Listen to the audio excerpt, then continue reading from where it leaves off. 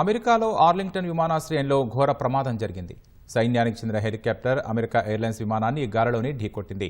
విమానం రన్వేను సమీపించిన సమయంలో ఈ ఘటన జరిగింది. విమానంలో ఉన్న సిబ్బంది సహా 64 మంది ప్రయాణికుల భవితవ్యంపై ఆందోళన వ్యక్తమవుతోంది. వెంటనే రంగంలోకి దిగిన సత్వర స్పందన దళాలు సహాయక చర్యలు చేపట్టాయి. అమెరికా రాజధాని వాషింగ్టన్లో సమీపంలో ఉన్న రొనాల్డ్ రీగన్ జాతీయ విమానాశ్రయంలో సైన్యానికి చెందిన బ్లాక్ హ్యాక్ హెలికాప్టర్ గాలిలో ఉండగానే అమెరికా ఎయిర్లైన్స్కు చెందిన ప్రయాణికుల విమానాన్ని ఢీకొట్టింది.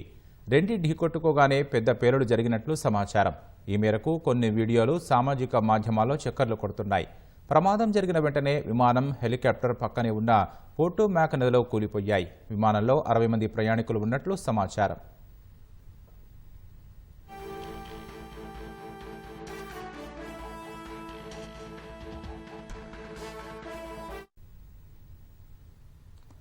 అమెరికా కాలమానం ప్రకారం బుధవారం రాత్రి 8:30 నుంచి 9 గంటల ప్రాంతంలో ఈ ప్రమాదం జరిగింది.